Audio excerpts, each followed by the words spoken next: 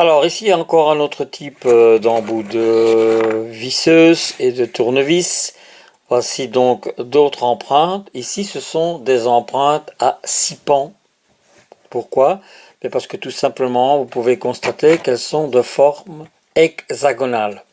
Alors, ce n'est pas un embout. D'ailleurs, ça ne s'appelle plus douille. Ça s'appelle plutôt des douilles, pardon, que des embouts. Ici, vous avez donc une allonge. Et là, vous avez à nouveau différents types d'embouts à 6 pans selon la nature et la grosseur de la douille.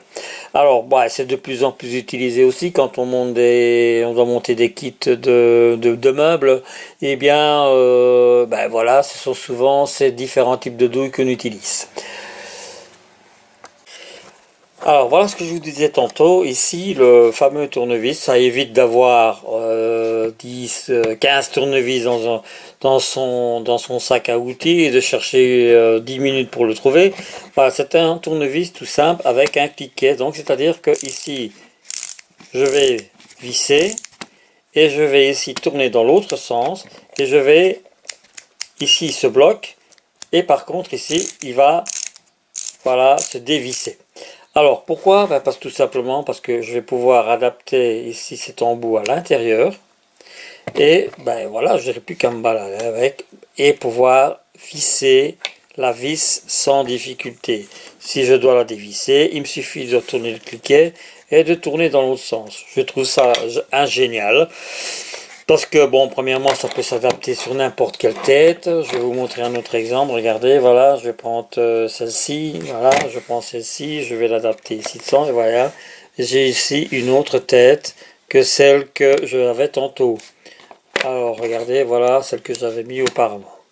Voilà, donc ça c'est une question de goût et de couleur, mais c'est une facilité et ça permet une perte de temps de chercher après un tournevis dans sa boîte à outils, et ou alors si ça tombe, on l'a oublié, tandis qu'ici ça fait un tout en un. D'ailleurs après ensuite je vais vous montrer une autre adaptation qui peut se placer sur ce tournevis.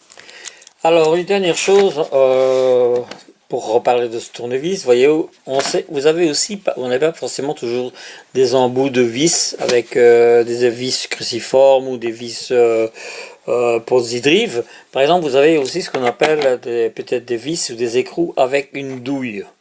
Alors une douille hexagonale sur laquelle celle-ci c'est une douille de 10 mm. Je vais vous montrer, regardez, voilà, une douille de 10 mm.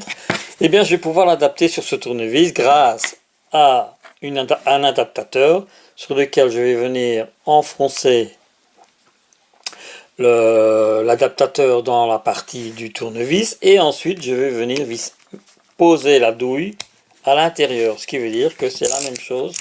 Voilà, je visse, je dévisse, je visse, je dévisse, je change et je dévisse pour le moment. Là, hop, je visse et je peux le bloquer. Donc voilà, c'est une facilité. Encore une fois, ça n'a pas coûté le Pérou, mais selon la nature des vis, regardez, voilà encore une vis ici, une vis